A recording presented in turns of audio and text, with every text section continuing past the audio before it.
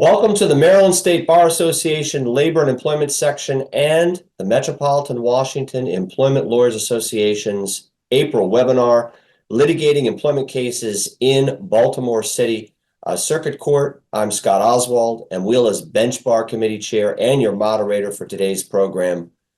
Before we begin, Teresa Teare, Chair of the Maryland State Bar Association Labor and Employment Section, has introductory remarks for us. Teresa, over to you. Thank you so much, Scott, and welcome everyone. On behalf of the Maryland State Bar Association's Labor and Employment Section, I welcome all of you today to a riveting panel. As Scott mentioned, I'm the current chair of the section with only a few months left on my term. I will be succeeded by Joyce Smythe of Smythe Law Group. I wanted to give a quick plug for the MSBA. Our section currently has approximately 700 members, and we provide up-to-date and informative programming and writings each year on developing labor and employment law trends. Specifically on the horizon is our full-day Employment Law Institute, or ELI, which is scheduled for next week, April 16th, at the DoubleTree by Hilton in Columbia, Maryland. It is a comprehensive full-day program with experienced practitioners presenting on federal and Maryland employment law. There will be representatives from the EEOC and the Maryland Commission on Civil Rights, as well as a view from the federal bench by the Honorable J. Mark Colson. Concluding this bar year, we also have several programs at the 2024 MSBA Legal Summit and Annual Meeting, which will take place at the Roland E. Powell Convention Center in Ocean City, Maryland, from June 5th to June 7th. We have panels that will discuss cannabis in the workplace. We will have a panel on the Maryland Time to Care Act, which is paid family leave that is coming to Maryland, as well as a panel on restrictive covenants at the state and federal level. It will be an exciting event, and I invite you all to attend. For more information on the MSBA or the Labor and Employment Section, please visit msba.org. And I'll turn it back over to Scott to start the panel. Thank you. Now to our participants in today's roundtable. The Honorable Melissa Copeland is a circuit court judge on the circuit court for the city of Baltimore. Prior to joining the circuit court, Judge Copeland was an assistant state's attorney for the city of Baltimore. The Honorable John Nugent is a judge in charge of the civil division of the circuit court for the city of Baltimore. Prior to joining the circuit court, Judge Nugent was a principal counsel with the Maryland Office of Attorney General. Andrew Dansicker is a founder and managing member of the law office of Andrew Dansicker. Andy represents employees in employment discrimination disputes. Lindsey White is a partner at Jackson Lewis. Lindsey represents employers in employment discrimination disputes. I'll take your questions throughout the discussion portions of today's program. Just use the Q&A button located at the bottom of your Zoom screen. Let's begin with a primer on the Maryland Fair Employment Practices Act from Andy Dansicker. Andy, start us off. Thank you, Scott. When Scott asked me to talk today about handling employment cases in Baltimore City Circuit Court, one of the first things that came to mind was, well, why would we be in Baltimore City Circuit Court? As a plaintiff's employment attorney, I'm frequently in federal court, often in the district in Maryland, whether the Northern District or Southern District. And it got me really thinking about, well, what kind of cases would we bring in the circuit court for Baltimore City, and why would we bring them there? So the most obvious types of cases that we would bring in the Baltimore City Circuit Court would be cases under Maryland state anti-discrimination law, the Fair Employment Practices Act. So let's talk a little bit about the Fair Employment Practices Act and what makes it different from Title VII and the ADA and the ADEA and all the other federal statutes that we often find ourselves in federal court for. So there are certain things are similar between the Maryland law and federal law. For example, the Maryland law covers employers with 15 or more employees. But there are some exceptions to that. And those may very well be the reasons you find yourself in Baltimore City Circuit Court. For example, let's say you have a case and you have an independent contractor. Well, obviously, you're not going to be able to bring that case in federal court under the ADA or Title VII because those statutes won't cover independent contractors. But under Maryland FEPA, you can bring a case, even where you're representing an independent contractor. Another possibility would be where you have a harassment claim, but the claim is against an employer with less than 15 employees. The Maryland FEPA actually applies to any employer with one or more employees, but only as to cases involving harassment. And that could be sexual harassment, could be racial harassment, could be religious harassment or age harassment.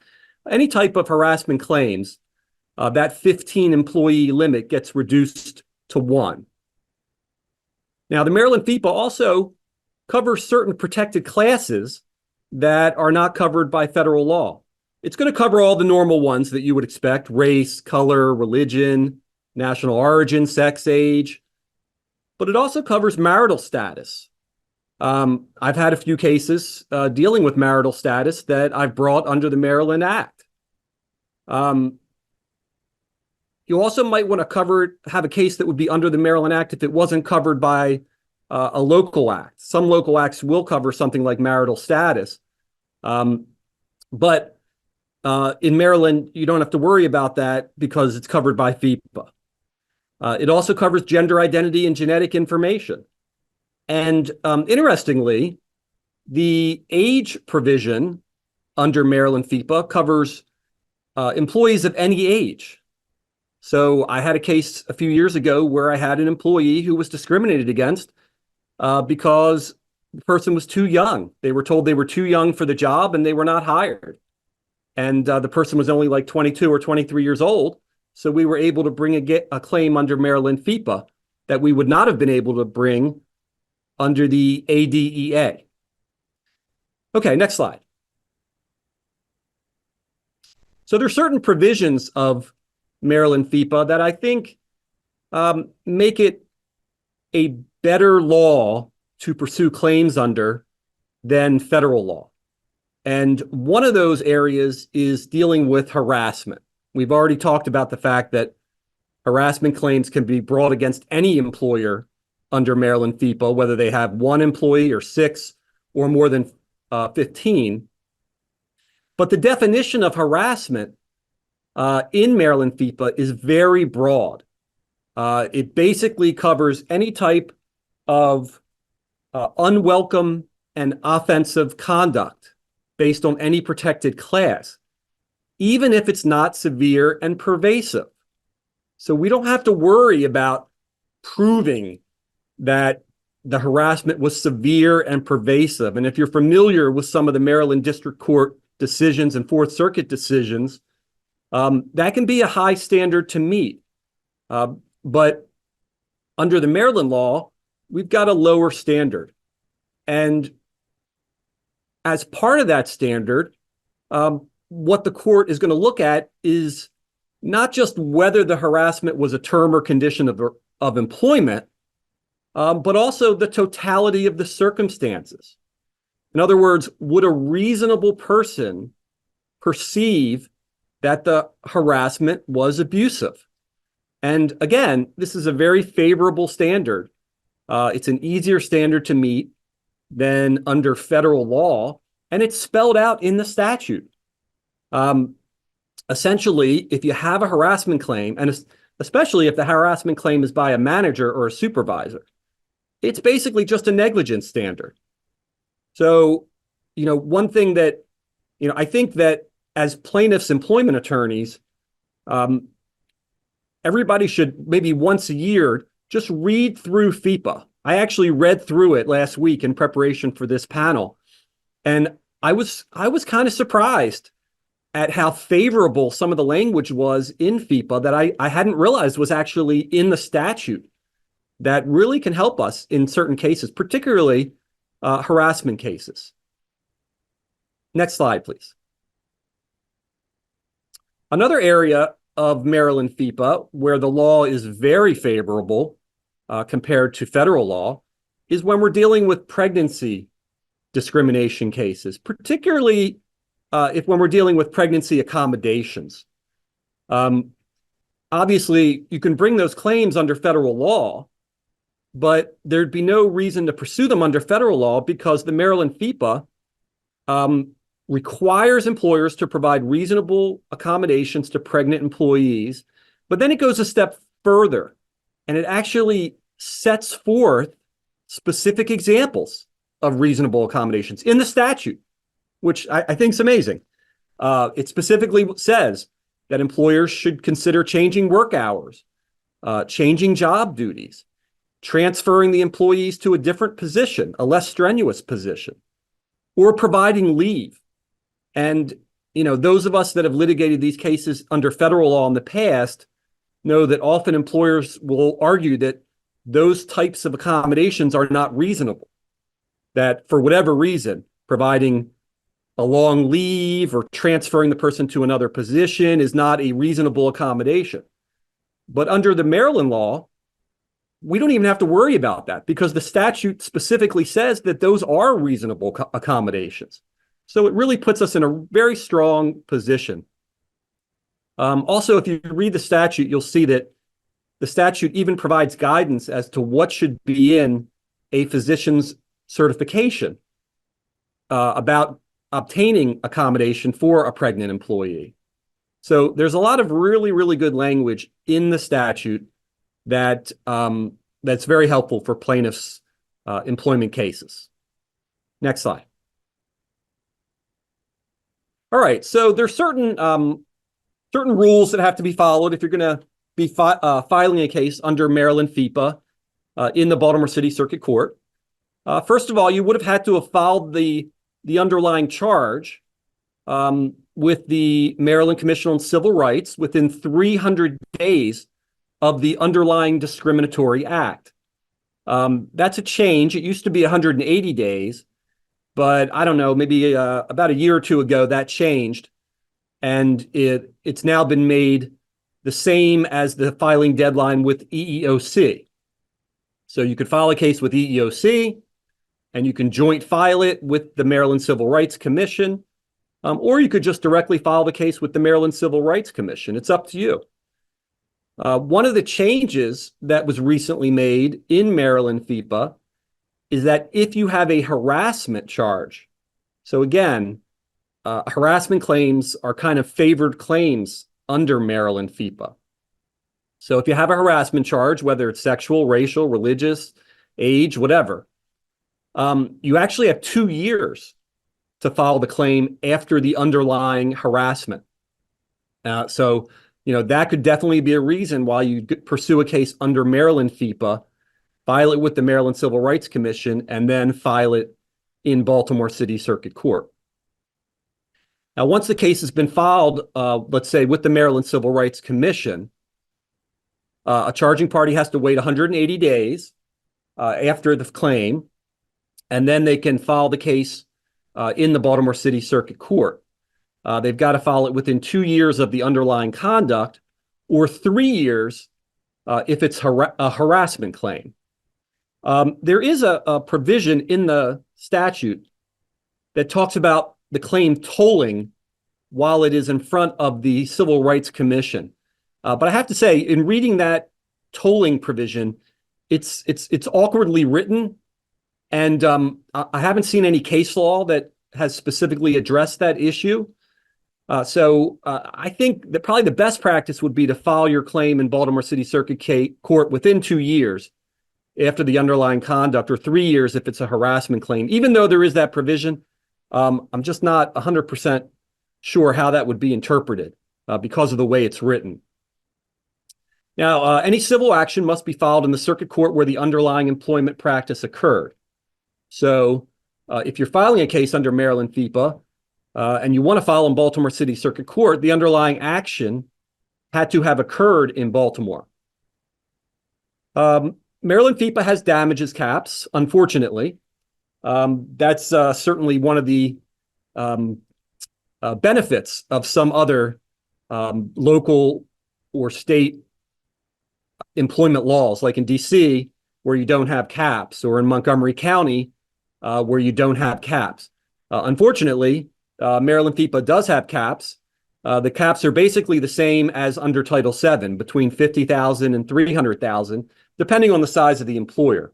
I believe that MWELA is actually working towards submitting a bill to raise those caps, but I don't think nothing's been changed yet. And then there's another reason why you might want to go under Maryland FEPA and file in Baltimore City Circuit Court rather than go the federal route. And that is the liability standard under Maryland FEPA is the motivating factor standard rather than the but-for standard. And as we all know, that's a little bit easier standard. I always take the view that when I take a case, if it's a case that I know I'm going to want to litigate, I want that case to be strong enough to meet either standard. I think that's certainly a best practice. But having that motivating standard is a big positive. Next slide, please. So we also included a slide just to point out that there is a Baltimore City anti-discrimination code. It's somewhat similar to Maryland FEPA. It also applies to employers with 15 or more employees. It has some weird provisions in it. For example, the age discrimination provision only applies to people who are over 18 and under 65. I have no idea why that was created that way. It makes no sense. But I rarely, if ever, have filed a claim under the Baltimore City Anti-Discrimination Code. To me, FEPA covers everything that we need to have covered. So that's always the route that I would go. Next slide, please. And finally, there are other reasons why you might want to be in Baltimore City Circuit Court as a plaintiff's employment attorney. Obviously, if you have a wrongful termination claim, including a discrimination claim that is against an employer with less than 15 employees, under the Brandon versus Molesworth case, you could bring a wrongful termination claim in Baltimore City Circuit case. I've done that several times. And in fact, the last case that I had in Baltimore City Circuit Court that went to a jury trial was a case where I represented a woman who was terminated because she had been diagnosed with cancer and the employer had 14 employees. And so we filed it as a wrongful termination claim in Baltimore City Circuit Court, and that case actually went to trial. Obviously, we can also pursue an unpaid wage and commission or bonus payment claim under the Maryland Wage Payment and Collection Law or the Wage and Hour Law in the Baltimore City Circuit Court. We could pursue tort claims like negligent misrepresentation or defamation, breach of contract claims and restrictive covenant disputes, whistleblower claims. As everybody probably knows, there's no general whistleblower statute in Maryland, but we do have whistleblower statutes that cover healthcare workers, educators, state employees. You just have to be familiar with those whistleblower claims. And then finally, you could file a Title VII or a Section 1981 or an FMLA claim in Baltimore City Circuit Court. It's something that I sometimes do for kind of funny reasons. One is that it costs a lot less than filing in federal court. You only have to pay whatever, the $160 or $180 fee instead of a $450 fee. So anytime I can save money for the clients, that's good. And then there's the possibility that the opposing side may fail to remove the case to federal court. And if they do that, you can get lucky and be in Baltimore City Circuit Court with a federal claim. I had that happen once. So that's certainly something to keep in mind.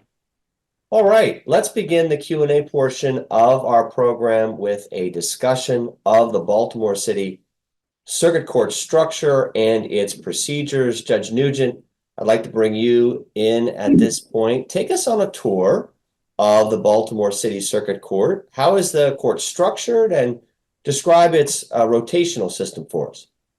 Sure. Thank you, Scott.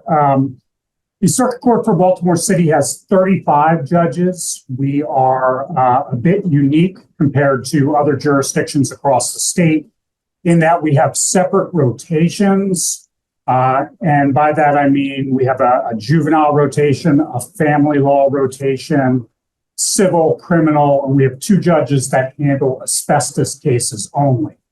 So if a judge is assigned to that rotation for that year, for example, to the family division, they're only going to be hearing family cases. Terrific.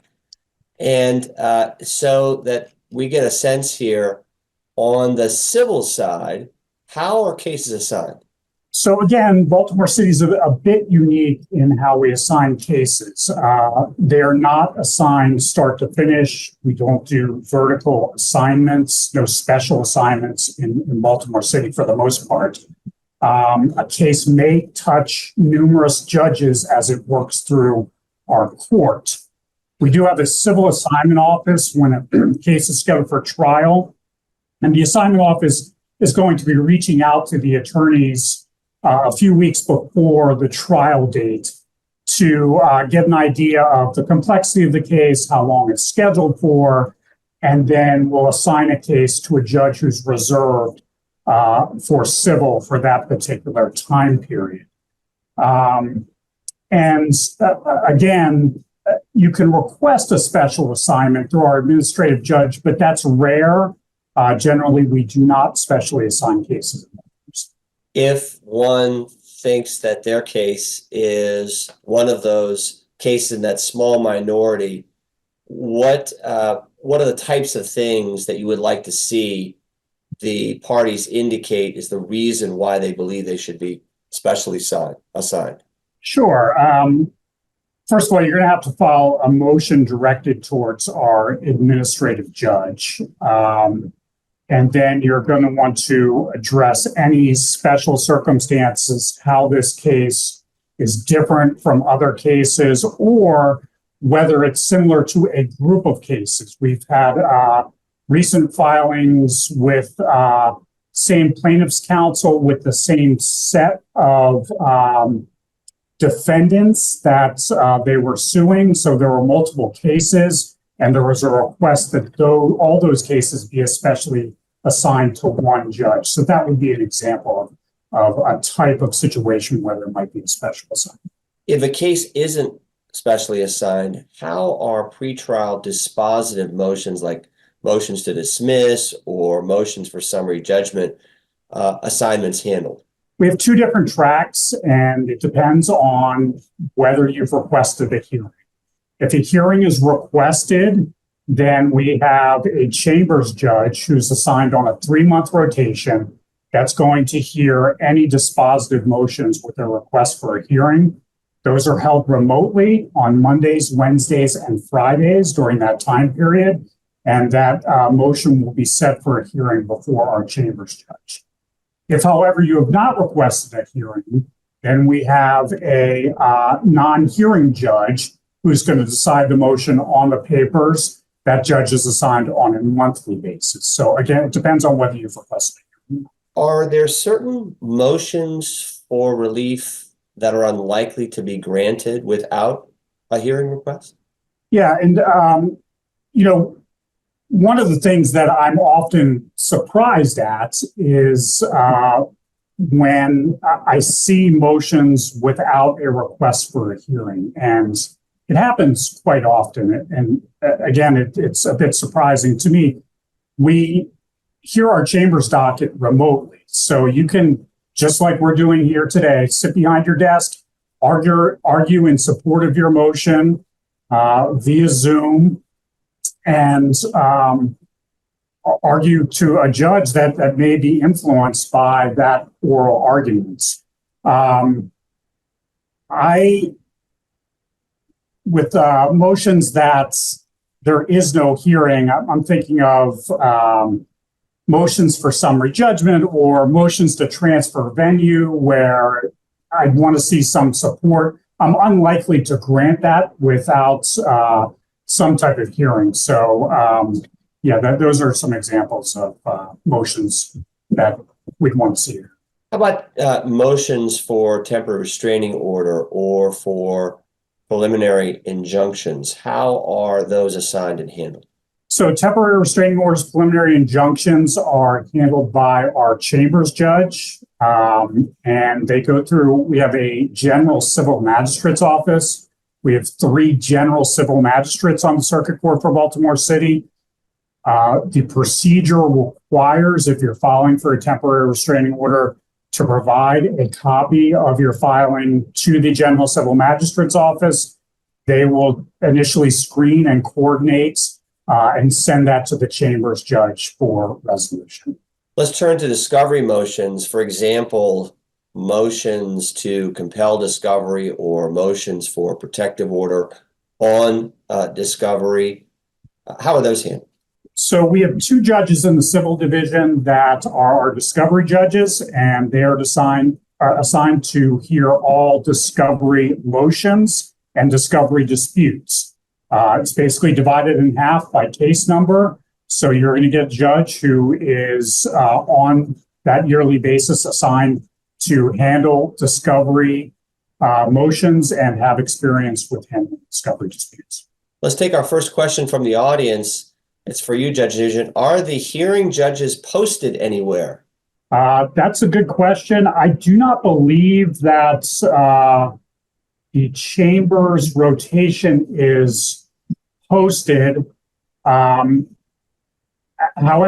again, you can, it's divided throughout the year on a 3-month basis. So you're going to know once you have a judge that's hearing a motion in January that they're going to have it January, February, and March.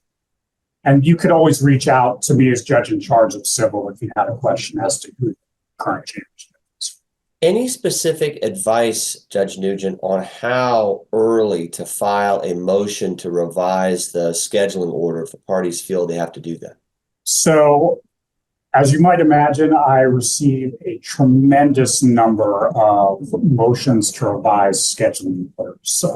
Probably the most common motion that comes before me. And often what I see is that the filing is after a deadline has already elapsed.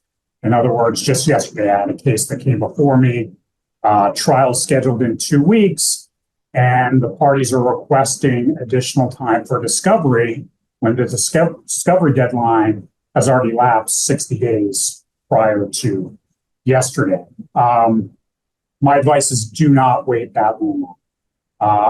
I'm here, the court's available. It's much better to bring it to the court's attention earlier, sooner rather than later, and certainly before whatever deadline. Let's turn to the Baltimore City Circuit Court's transition to Maryland's electronic court system, Judge Nugent. Can you give us an update on how that's coming and what we can expect? So I'm pleased to report that on May 6th, we will go live with MDEC, and we are on schedule to go live on May 6th.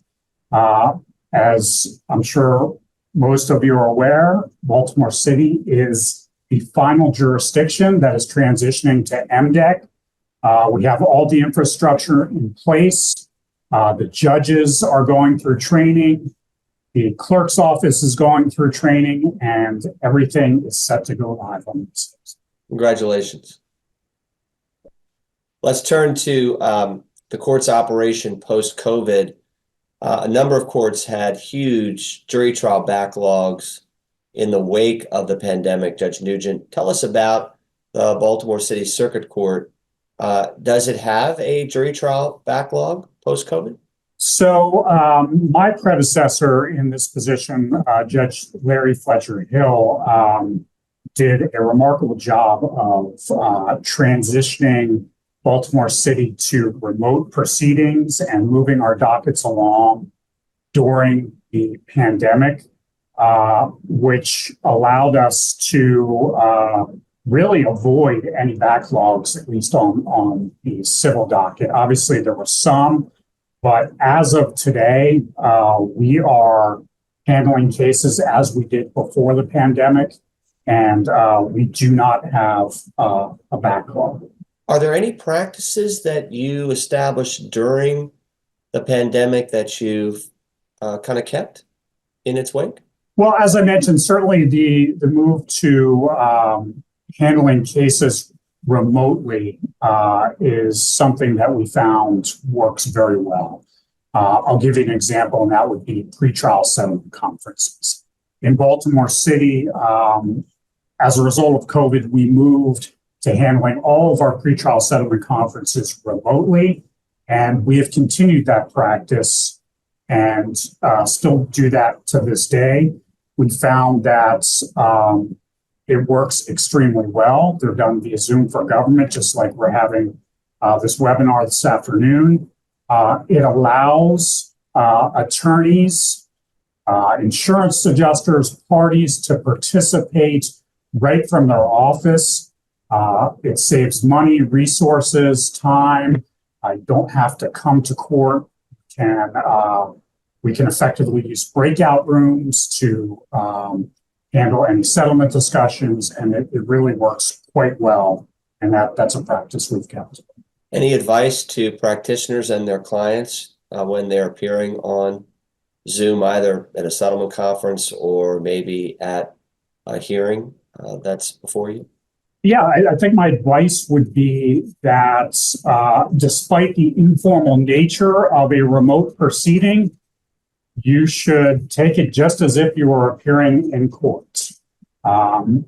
You can imagine the things that we've seen in remote proceedings, everything from someone, using a cell phone, walking down the street, or driving a car, or having someone else drive a car and participating in a remote proceeding.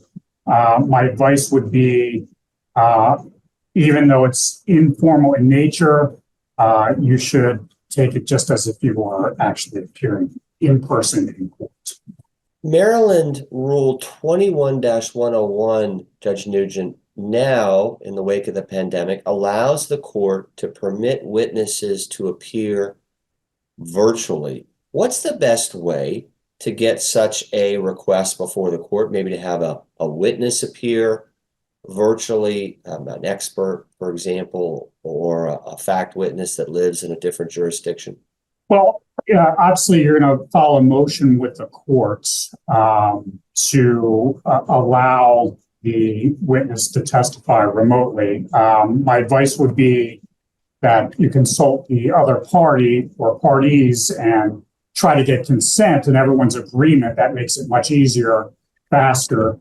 But if not, you're going to file a motion with the courts, and you want to do that sufficiently in advance.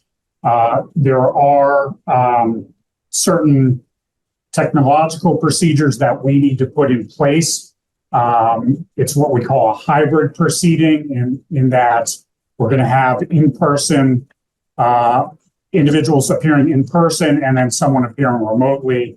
And we have to have our IT office come and set that up. So we want to do that sufficiently to allow for that to happen. So the court has equipment to accommodate remote testimony. How does it work in practice?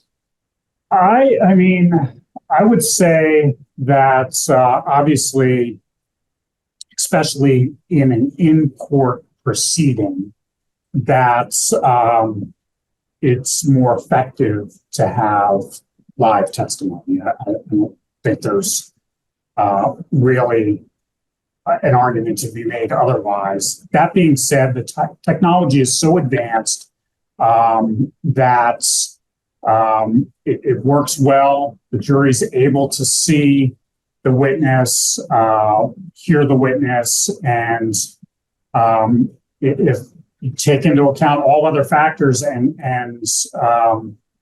including the expense of bringing, say, an expert in, et cetera, then certainly the technology does work. Let's move to pretrial procedures in Baltimore City Circuit Court.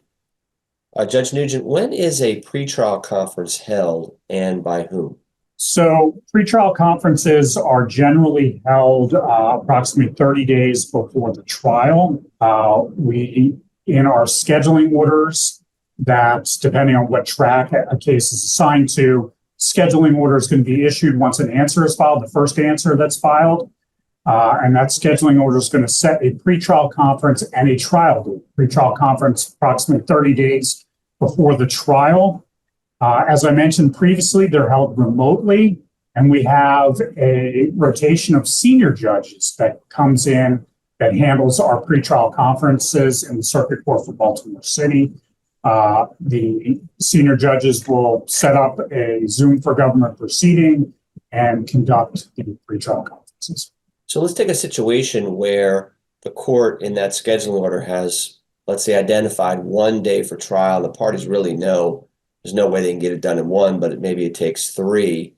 Is that something that the senior judges handle at the pretrial, or is that something that the parties need to address with the court with a separate motion to either reset the trial date or reset the number of days for the trial?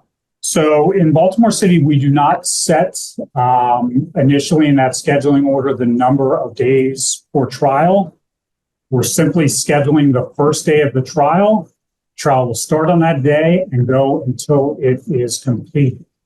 As I mentioned earlier, in response to one of your previous questions, our civil assignment office is going to be reaching out a few weeks before the trial date to get an understanding of how long the case is expected to last. And that's when the attorneys can estimate, it's going to take 3-4 days, and then it's going to be assigned based on that. Obviously, if there's anything else that comes up in the litigation schedule regarding the trial dates or conflicts with the trial dates, then you're going to want to bring that to the court's attention as soon as possible. Do you recommend filing a pretrial statement before the pretrial conference? I do, and I believe it's required by the rules. So all of our senior judges that are handling the pretrial conferences are going to be looking for that pretrial statement. Our civil ADR office will be reaching out to counsel before the pretrial conference to get a copy of the pretrial statement. And so absolutely it should be. Let's turn to a trial for a minute. The court assigns a case to a trial judge about how far in advance of the trial itself. Again, depending on the complexity and length of the case, generally a few weeks in advance of the trial.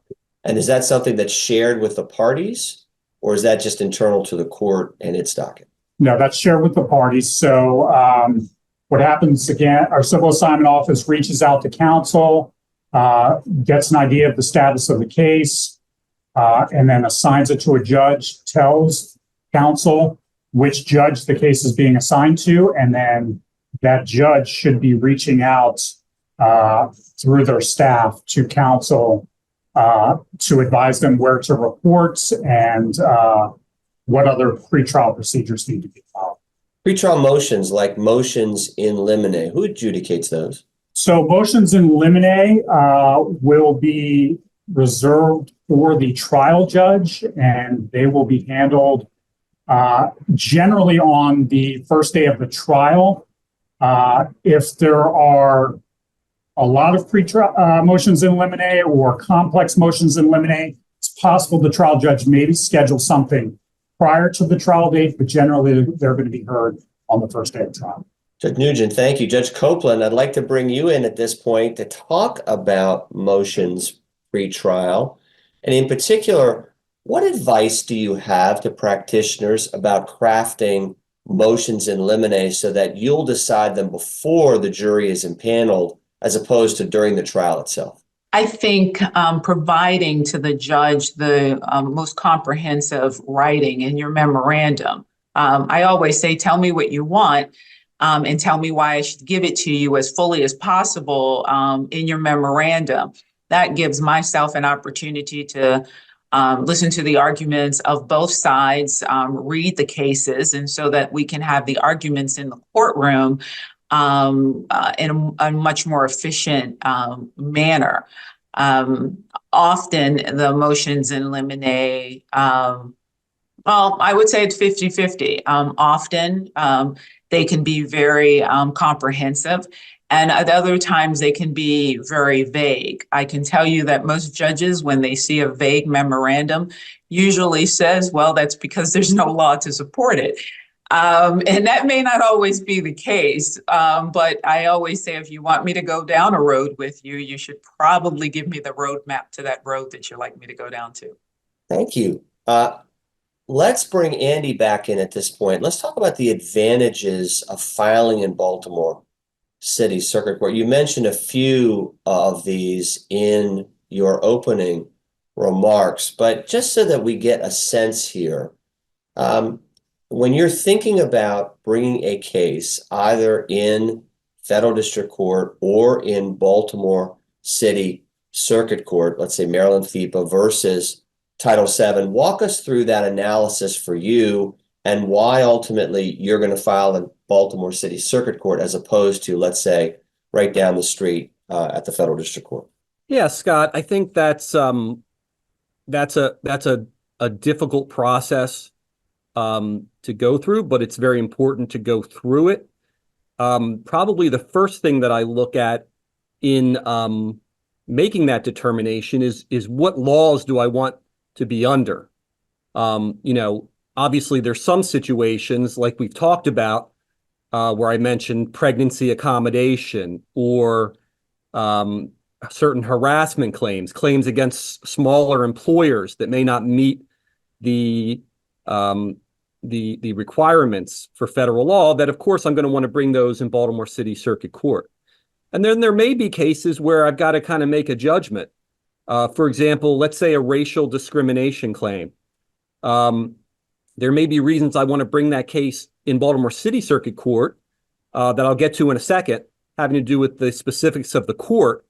But I may want to bring a Section 1981 claim because that does not have any damages caps. And unfortunately in Maryland, Maryland FIPA and of course Title VII have damages caps. So if you have a racial discrimination case in Baltimore City, I have a case right now that I'm actually contemplating these issues where I'm representing a physician, somebody that makes, $500,000-$600,000 a year. And having the caps in Baltimore City is a real problem for a case like that. Of course, the caps don't apply to lost wages, but still having those caps is a problem. So I might choose to put a Section 1981 claim in, even though I know that'll get the case removed to federal court most likely, or I may just file it in federal court. But there are certain factors that I think make Baltimore City Circuit Court more favorable than federal court in general for employment claims. One is generally you're going to get a more diverse jury pool. The jury pool in Baltimore City is going to be people that live in Baltimore City. The jury pool in federal court in the Northern District is going to be people that live in Baltimore City, but it's also going to be people from the Eastern Shore. It's going to be people from Western Maryland. It's going to be people from Harford County and Carroll County. You're going to get a different caliber of juror if you're in federal court than if you're in Baltimore City Circuit Court. And for certain types of cases, I'm going to much rather want a Baltimore City Circuit Court jury than I'm going to want a federal court jury. Another issue, and maybe this is just kind of anecdotal or experiential, but I think there's a feeling that federal courts are more likely to grant summary judgment than in Baltimore City Circuit Court. Now, I don't know if statistically that is actually true or not, but it's certainly been my experience and the experience of most employment law practitioners that I've talked to, that they very rarely have cases thrown out on summary judgment in Baltimore City Circuit Court, whereas in federal court, unless you've got a strong case, it's often something that can happen. There are a lot of cases that get thrown out on summary judgment in federal court. And I don't know what the reason for that is. Part of me thinks it's because the cases are not assigned to a single judge for the entire period that the case is in the court.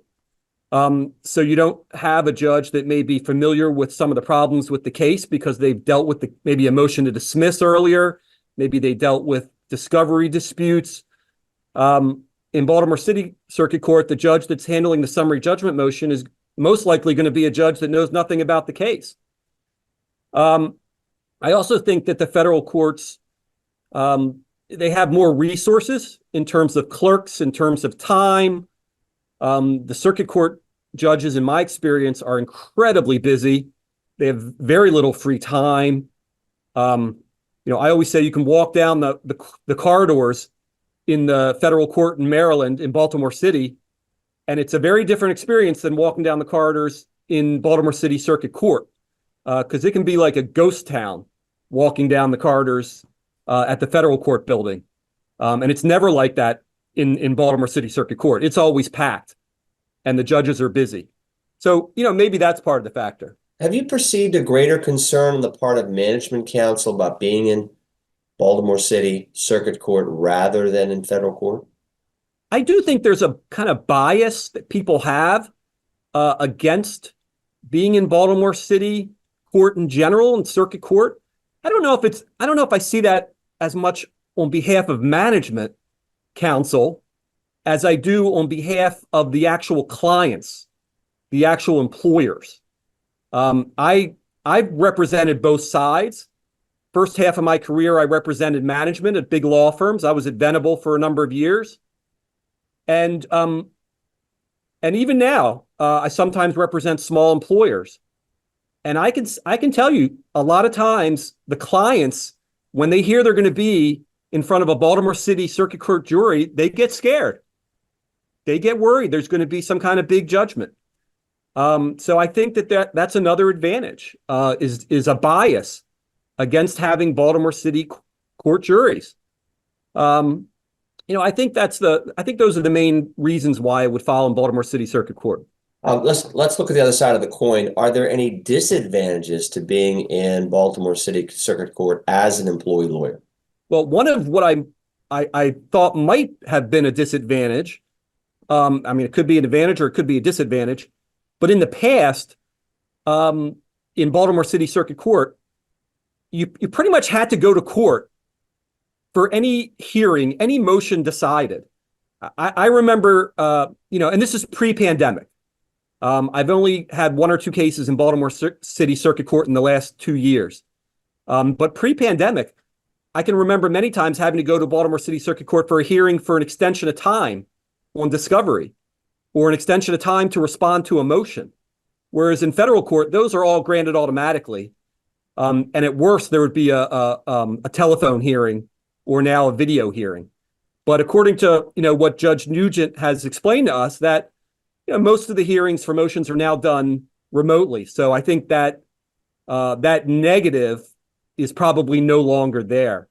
I think the biggest negative for being in Baltimore City Circuit Court is the fact that kind of twofold. Number one, you don't have an assigned judge. I think that can be a very big disadvantage because certainly when you have a very active, complicated case, when you have an assigned judge, that judge gets familiar with the facts and the basics of the case, gets familiar with you as an attorney. And I think that there's a benefit to that. Maybe it's a benefit for both sides, but it certainly can be a benefit for the plaintiff's side. A second disadvantage is the fact that I believe in general that circuit court judges in Maryland, not just Baltimore City, but in any circuit court, have a lot less familiarity with employment law in general than federal court judges. Federal court judges have a significant portion of their docket is dealing with discrimination cases, FMLA cases, harassment cases on a regular basis. I've been in circuit court in Baltimore City Circuit Court, in Howard County, in some of the outlying counties where the judges had very, very little familiarity with employment law. I had a case recently where the judge did not understand the difference between at-will employment and a case where the person had a contract. Literally, we had to really take time to explain to the judge that if you have an employment contract, you're not an at-will employee. The judge had no understanding of that. And so I think that that you don't encounter that problem in federal court. I'll add a third thing, and that is in federal court, they have a fantastic mediation process. And I think that the circuit court mediation process is just nowhere near as robust and effective as the mediation process in federal court. In my experience, when I go to a mediation in federal court, I would say 75 to 80% of the time the case gets settled. I was recently in front of Judge, one of the magistrate judges in the Southern Division, and he told me that he settles 87% of the cases that are sent for mediation. And in the Baltimore City Circuit Court, it's just not the same kind of mediation process. It's usually only set for like 2 hours, and it's just a much more abbreviated process, and I think much less successful. Andy, thank you. Lindsey, I'd like to bring you in to the conversation at this point. You've seen an uptick in employees electing to proceed in Baltimore City Circuit Court rather than in federal court. Why do you think this is? First of all, thank you so much, Scott, for having me on this panel. It's an honor to be here with Judge Copeland, Judge Nugent, and anytime I see your firm or Andy's firm on the other side, I know that we're going to have a real battle on our hands, and but that we're going to be able to have good, productive conversations. So I thank you both for that. I have seen what seems to be a very intentional decision to pursue claims solely under FEPA instead of, Title VII and the ADEA, et cetera, to make those cases not subject to removal. I assume that it's for all of the reasons that Andy just, articulated in great detail and very thoughtfully. So, I think depending on the specific facts of every case, but you have some differences in standards. The new harassment standard, for example, which I do not believe there has been case law on, but I'm very interested to see how that develops in the coming years. There are also I think, perceptions about the jury and all of those considerations as well. But yes, I am seeing an uptick in that. When an employee brings her complaint in Baltimore City Circuit Court, does it add any pressure to your defense of the claim?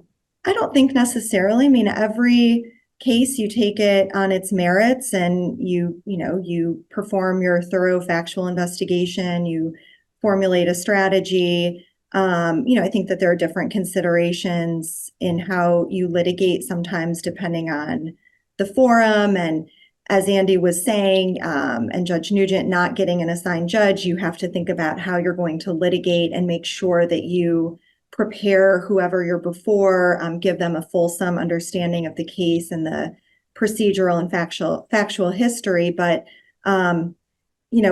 big picture, I'm not sure that it is typically a huge factor. You mentioned the standard for sexual harassment under FEPA being different than Title VII. How has this changed or any way impacted your advice to corporate clients in light of the fact that FEPA's standard is really less exacting than under Title VII?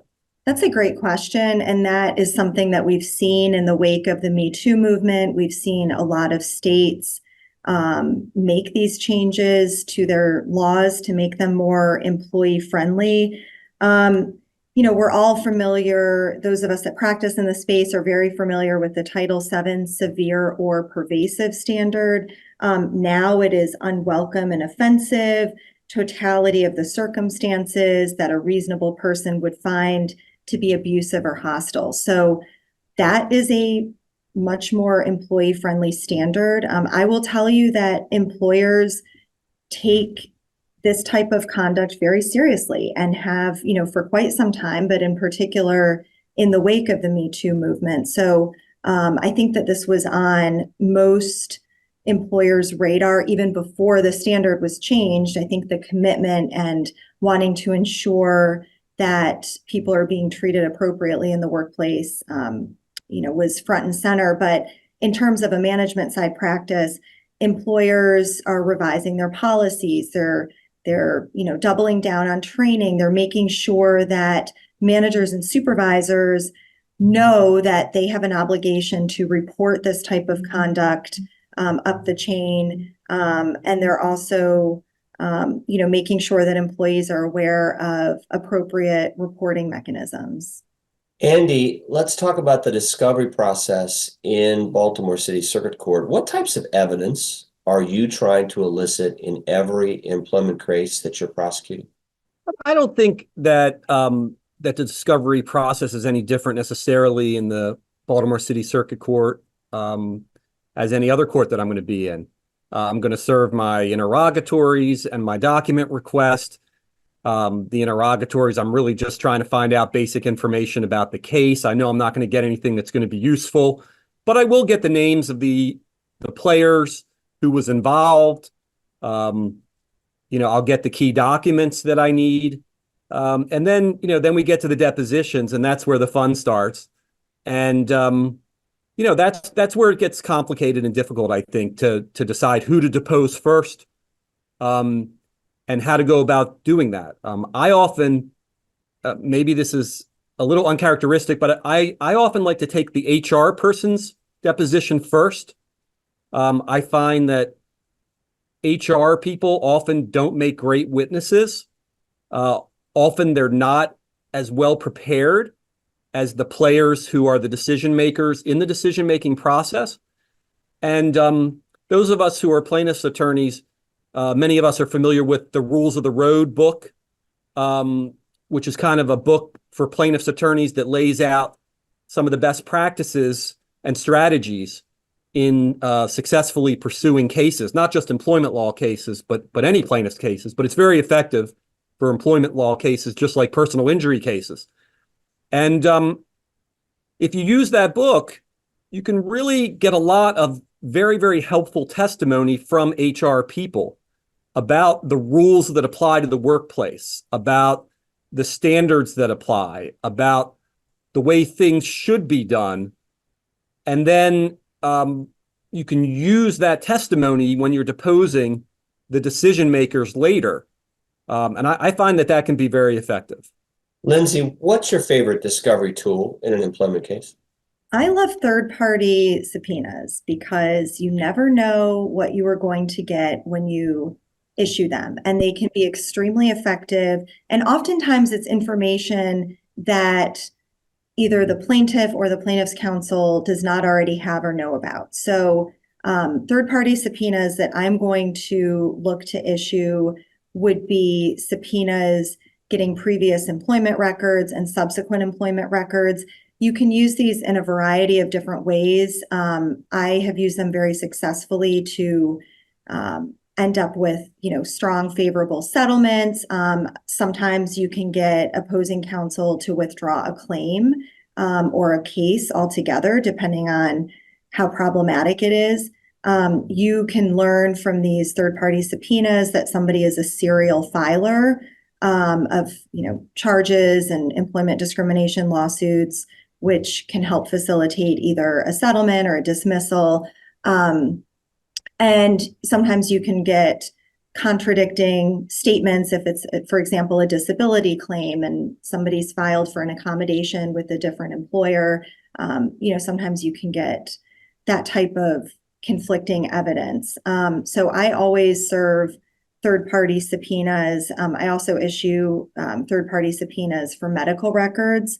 That can be a real treasure trove of information as well in terms of for emotional distress, and then other sources of stress. For example, emotional distress, sometimes you find a medical record where the employee goes in and talks about, I have all this anxiety because, I've lost a family member recently. And if they're trying to impute that to your client, you can use that very effectively. Thank you. Judge Nugent, I'd like to bring you back in to talk a little about trial procedure for a moment. How many civil jury trials does the circuit court conduct per year? So generally speaking, in any given week, We have between 40 to 50 cases assigned for trial. And it's generally limited to, say, 3 to 4 medical malpractice and or lead paint cases, and then all other cases. Out of any given week, as you might imagine, the vast majority of those cases are dropping out via settlement, or in some cases, they're being advanced postponed by consent of the parties. So you're probably looking at between 5 to 10 of those cases going forward each week, times however many weeks of the year. So we do quite a number of civil jury trials in Baltimore City. So it sounds like over 250 a year.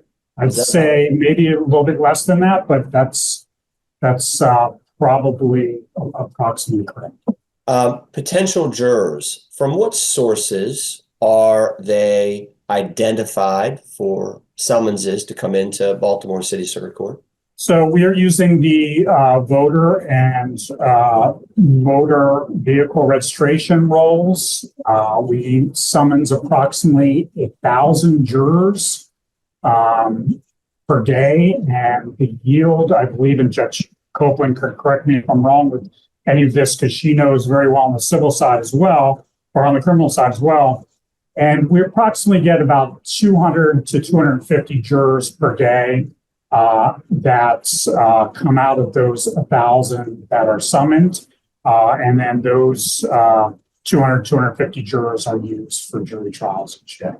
When do the lawyers receive the potential jury panel lists in relation to the first day of trial? So the attorneys are going to receive that jury list at the same time the judge receives it. What happens is case will be called for trial, counsel will be present, and the jury office will be called and a request for a jury panel. The jury panel will be brought up by someone from the jury commissioner's office with a copy of the jury list that's provided to the judge and counsel all at the same time.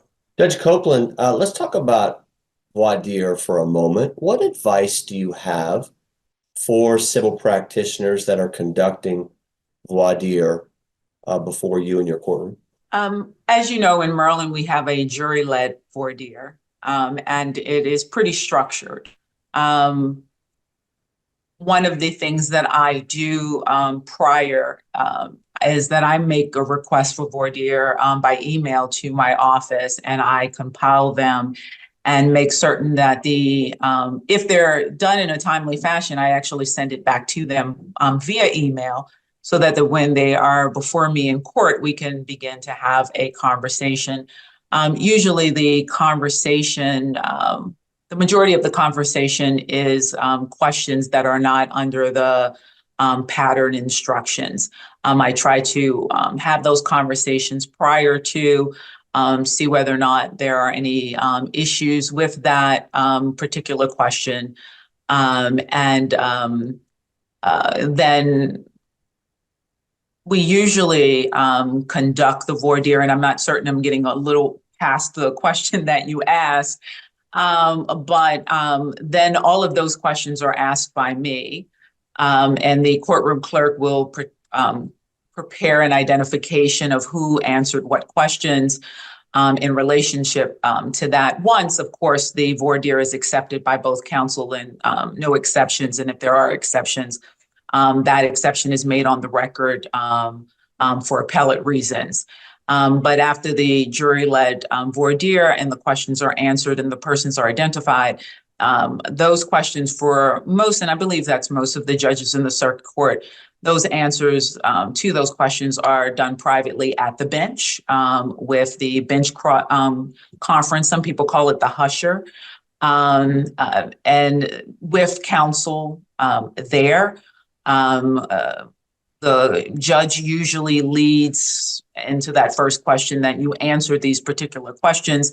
And if you could discuss those a little further, then allow defense counsel to ask questions, plaintiff and both counsel to answer questions in relationship to any questions that I may have.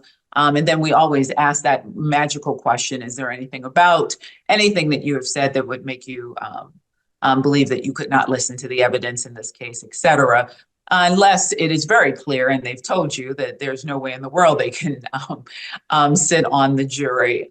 But that's usually the practice of voir dire. And then, in this very artificial environment with the judge and the two lawyers and the court reporter up at the bench, any advice for counsel when you turn it over to them to ask follow-up questions in trying to get some useful information from potential jurors in that interaction? I would always say have a conversation with the person because, even taking the lead from the judge. Some judges are very formal. There's some judges who just attempt to have conversations to relax the person who is in front of them.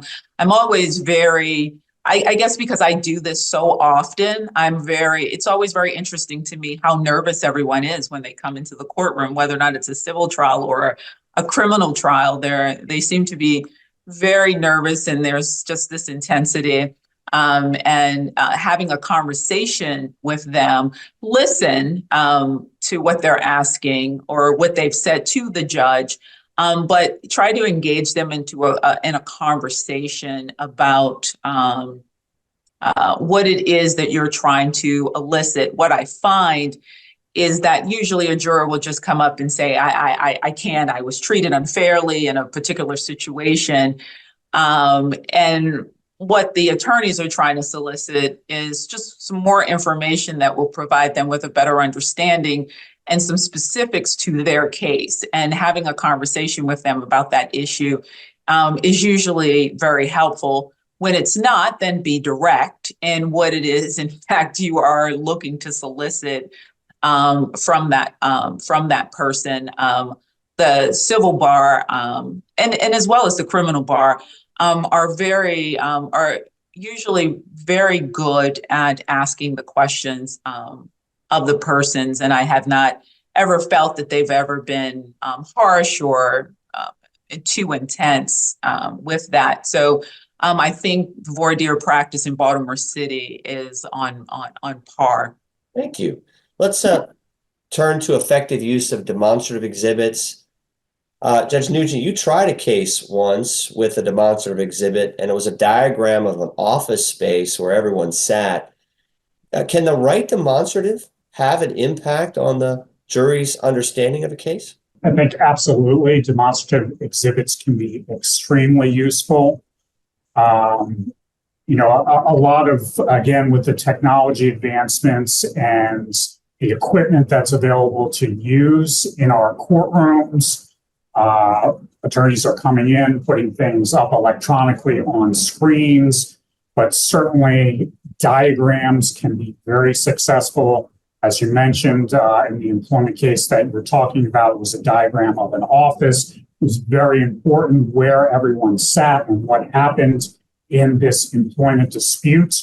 And it ended up being used throughout the trial. Witnesses were pointing to it as they testified. So demonstrative exhibits can be extremely useful. Andy, with demonstratives, you take an old school approach. You use traditional Fomacore boards rather than fancy PowerPoints to enlarge, let's say, documents or for your demonstratives. Why do you do that? I think two reasons. I think, number one, I think it's very simple and easy for the jury to understand.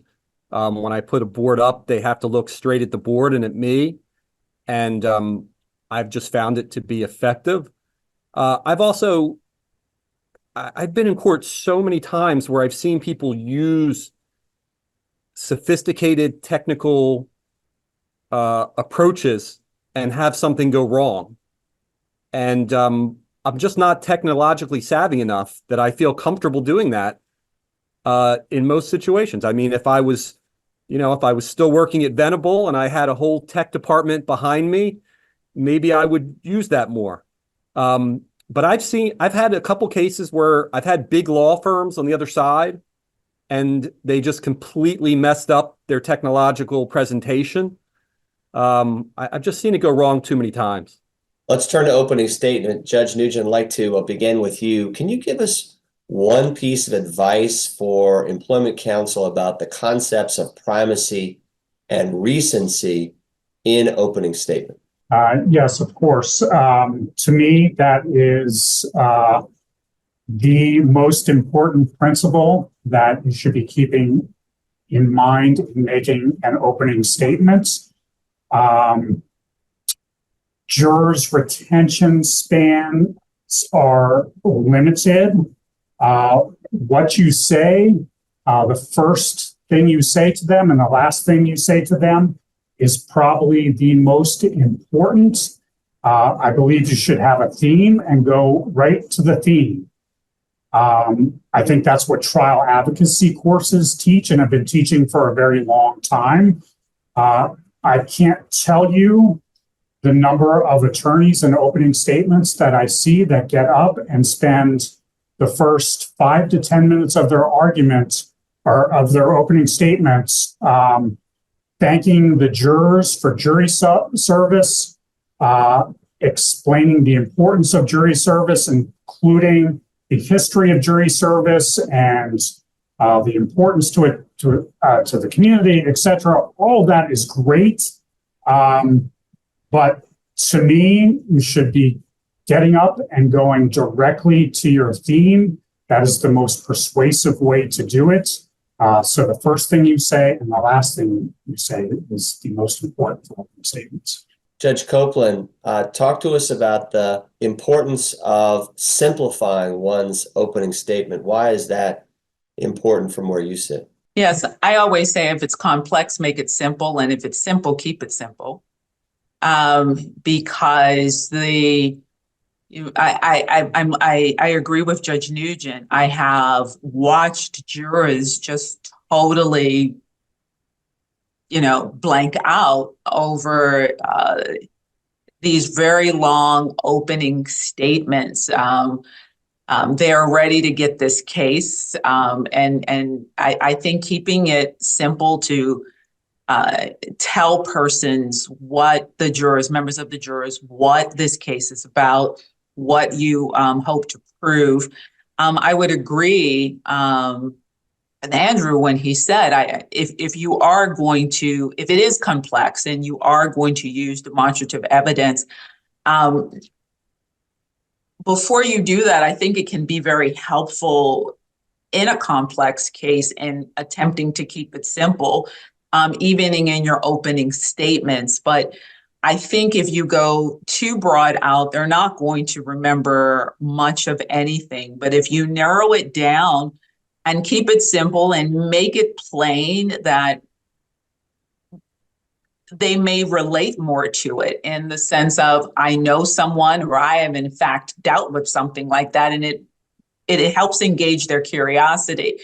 If you continue to talk and make it so complex, you've just pretty much lost them, and they may find themselves feeling very lost doing it and during their time in court and not paying the attention to it. Then they may even want to pay attention to it.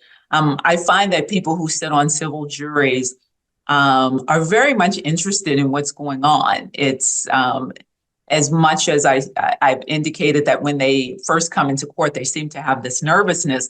I find that my civil jury panels are very much engaged, very much interested in it.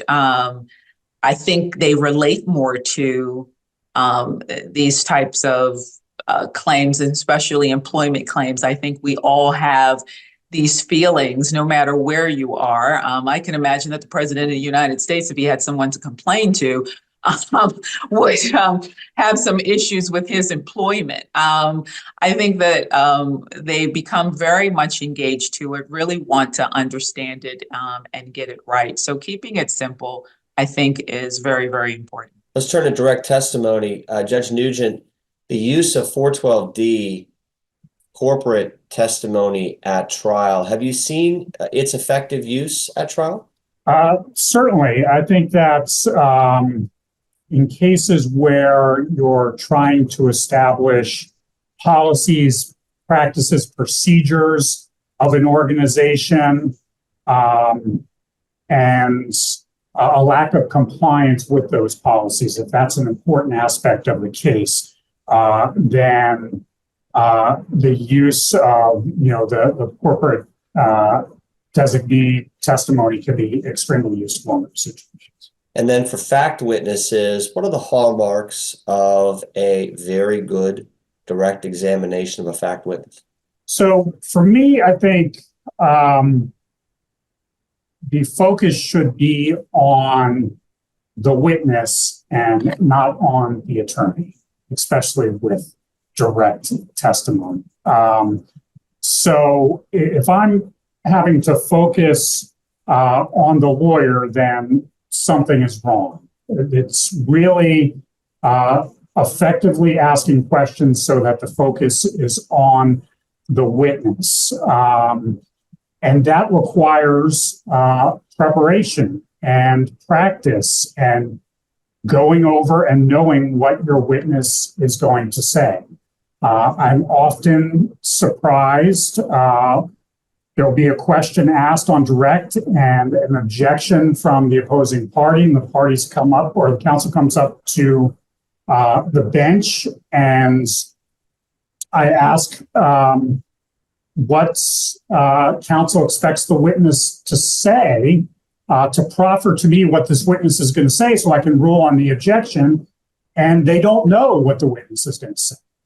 And I think that's, that's certainly not something you can do on direct. You have to know what your witness is going to say, practice it, and make sure the focus is on this.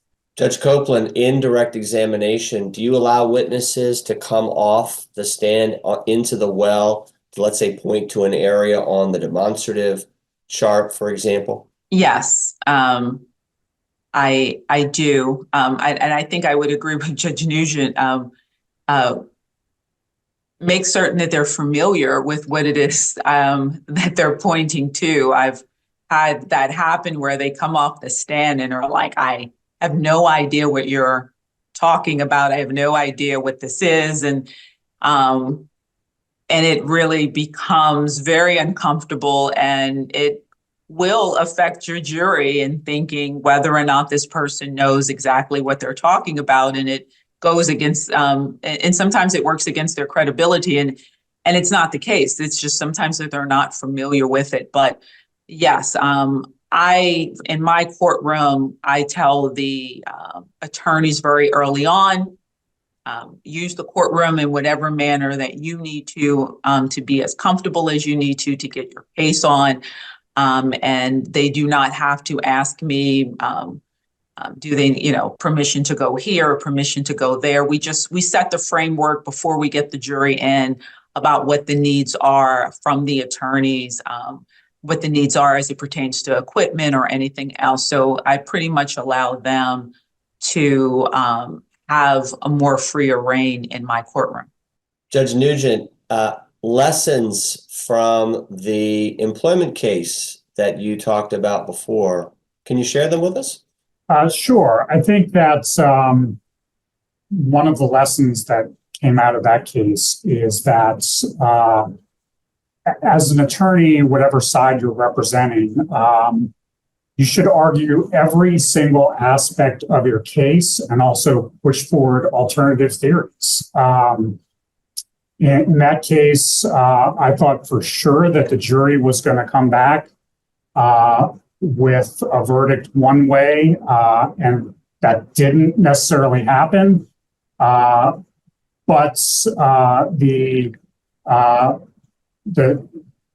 party prevailed anyway, and the reason is the verdict sheet was written with 4 questions, and you may be sure that you're going to win on one of those questions. That didn't happen in that case. So you need to be making an argument on every single one and pushing alternative theories, because Juries are unpredictable, and you don't know exactly what they're thinking or how they're going to come back in terms of voting. Judge Copeland, share with us, if you would, kind of the best thing about being a judge on the Baltimore City Circuit Court. Oh, that's a good question. It's not the building, but it is the complexity of the cases. I think I enjoy the ability to handle a lot of different matters, not just on the civil side, but also on the criminal side. I am a curious person by nature, and I'm also a former district court judge. And so I actually listen and take notes a lot more than probably my other colleagues because I was used to making the decisions myself. But I think the complexity of the cases, the challenges in the interpretation of the law, I thoroughly enjoy the arguments that lawyers present before the court, and taking me down to think about a case in a different way than I may have thought it to be. I'm always honored by the confidence that the persons before me are making for me to make, and in me to make the decision that they have. And I do not take that lightly, but meeting new attorneys, young attorneys, wise attorneys and veterans.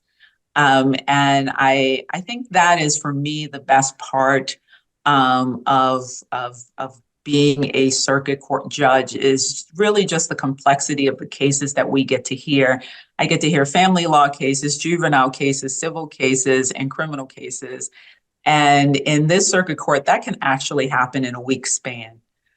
So I think that's it's one of the scary things about being a circuit court judge, but it's also one of the best things about being a circuit court judge. Thank you for that question.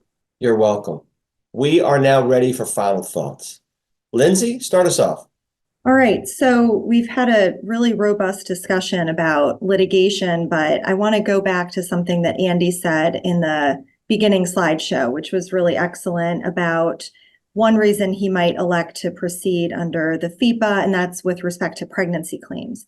So I think as employment practitioners, we all need to keep our eyes out. The EEOC is about to release final regulations for the Pregnant Workers Fairness Act, which is a new law that went into effect June 2023. Really expansive protections for pregnant people that extend both during pregnancy and after pregnancy in terms of leave. It's going to be really interesting where the final regulations shake out. This is going to be a huge change for employees and employers. And then as just a second point, the PUMP Act, which speaks to lactation in the workplace, is another law that went into effect last year. So Andy, I'll be interested to hear your thoughts on that after those regulations are issued, if you still think the FEPA has greater protections. Lindsey, thank you. Andy, final thoughts. Thank you. I'll get back to you on that one, Lindsey. I think that the final thought I would have is to just kind of really sit down and think about, do you want to be in Baltimore City Circuit Court, or do you want to be in federal court when you're deciding where you're going to be pursuing your employment law claim? Because I think there's strong pros and cons for each. And I think it shouldn't be a knee-jerk decision. I think it should be something that's well thought out.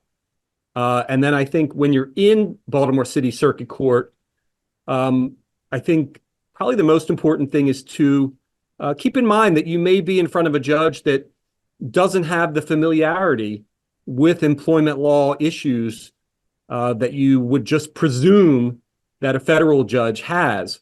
And so keep that in mind when you're preparing your motions, your memorandum. I know sometimes when I prepare a memoranda in opposition to summary judgment, if I'm in federal court, I actually leave a lot of stuff out because I know that the judge already knows that stuff. The judge has already had 45 employment discrimination cases and probably reviewed 45 summary judgment motions.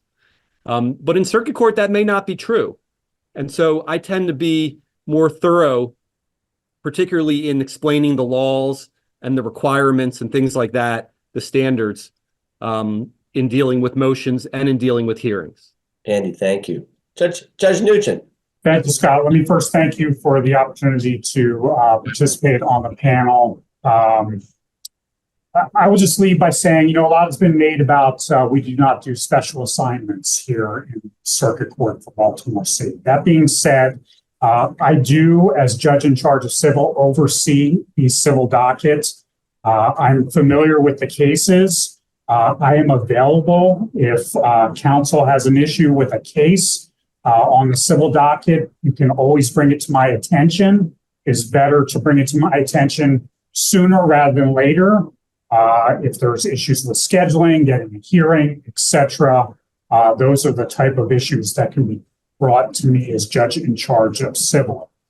Also, just in response to the issue of summary judgments at the state level as opposed to federal district court, that's something that's been talked about for years. I don't know how the statistics play out. I will say, obviously, the volume of cases has a lot to do with that. We have 14,000 cases on our civil docket here in Baltimore City. And we do not have the luxury of, I practiced in federal court before I became a judge. I know how it works. Sometimes a federal district court judge may take a year or longer to write a summary judgment opinion. And that luxury simply doesn't exist at the state circuit court level. That being said, I can assure you that our judges assigned to our chambers dockets are looking closely at motions for summary judgment. And if summary judgment is appropriate, I believe it would be granted at the state level. But again, thank you, Scott. You're welcome. Judge Copeland. I too want to thank you for allowing me to participate in the panel. And I think for me, my final words would just be practical advice. You have spent so much time in preparation for your cases, and you know your case. I would say on a practical level, just be mindful about each aspect of your case. Motions in limine, your witnesses, your direct examination, the evidence that you have, your opening statements and closing statements, and pay equal attention to each one of them separately and then individually. And you will find and feel that as you're arguing things before the judge, pre-trial and even during the trial, that you will find that it will come to you in a much better way. I just find that sometimes there is a lot of emphasis in one area and not enough in another area. And so just, I think as a practical advice, just to take every area of that trial, I won't say seriously, but just give each aspect of it the time that it needs and deserves. And I think you will find yourself doing very well. And I would agree, know your judge and know your form, and the information that you provide will be read. And I think for me, that's my last words that I would give. Thank you. Teresa. Thank you, Scott, and thank you to our great panelists, Judge Nugent, Judge Copeland, Andy, and Lindsey. We really appreciate you taking the time out of your day to present on behalf of the MSBA and MWELA. I want to thank Scott especially for proposing this as a joint venture with MWELA and the MSBA Labor and Employment section. Just very briefly, a plug. If you're interested in joining the section, participating in panels like this, please feel free to reach out. There's always opportunities for everyone. I really appreciate all the participants as well. I think we had a great crowd. Thanks to Judge Melissa Copeland, Judge John Nugent, Lindsey White, and Andy Dansicker. A special thank you to Terrence Artis, who helped organize this webinar for us. Thank you too to Teresa Teare and our co-sponsor for today's program, the Maryland State Bar Association Labor and Employment Section. Mark your calendars for the Metropolitan Washington Employment Lawyers Association's next webinar in conjunction with the DC chapter and litigation section of the Federal Bar Association, Resolving ESI Disputes in Employment Cases, Best Practices for Federal Court. That's on Thursday, May 2nd at 12 p.m. Eastern. For all of our programming from the Metropolitan Washington Employment Lawyers Association, you can find it at www.mwela.org. Thanks for joining us today.